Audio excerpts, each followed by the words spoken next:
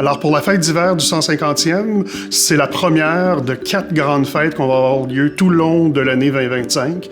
Alors, on est espacé entre le mois de février et le mois de septembre, 10 jours d'activités différentes dans différents coins de la ville. Le 15 et le 16 février prochain, c'est nos premières activités, si on veut, le lancement des fêtes du 150e.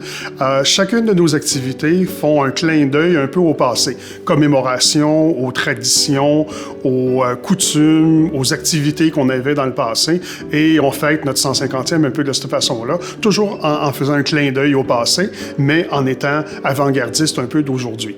Le 15 février, c'est l'exemple parfait, où est-ce qu'on ramène les anciens Canadiens. Alors, les anciens Canadiens vont jouer contre les Étoiles de Saint-Lazare dans l'après-midi du samedi 15 février ici. Mais avant ça, on fait une nouvelle tradition, un barbecue, ce qu'on appelle un tailgate, très populaire aux États-Unis. Alors, à partir de 10h30, dans le stationnement de l'aréna de Saint-Lazare, on va avoir un tailgate, un barbecue, chapiteau, la musique, de l'animation. On va pouvoir goûter à la bière du 150e, collaboration qu'on a eue avec la microbrasserie Trois-Lacs, qui nous ont brassé une bière spécifiquement pour les fêtes du 150e.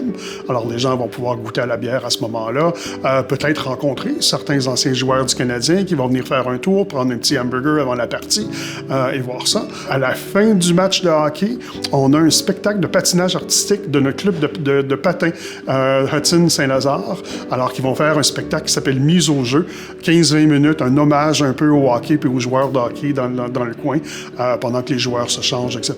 Et ensuite, ils vont venir rencontrer les gens, les gens qui sont venus à la partie hockey. Fait que ça, c'est nos activités du samedi. Dimanche, on se déplace au Parc Nature des Forestiers de Saint-Lazare. Panoplie d'activités encore là, clin d'œil au passé. On a une exposition d'anciennes motoneiges. Alors, anciennes motoneiges, on parle de 1990 et plus vieux. Alors, une centaine de motoneigistes de la région qui vont venir avec leurs bolides anciens. Les gens vont pouvoir venir les voir, jaser avec eux, s'asseoir sur des motoneiges, parler de leur histoire, leurs souvenirs. Saint-Lazare a été renommé pour les courses de motoneige dans les années 70, 80, 90. Et dans l'après-midi, on a des courses d'accélération, ce qu'on appelle des drag races, avec ces anciennes motoneiges-là. Activités pour enfants. Chacune de nos fêtes, on parle d'une activité pour enfants.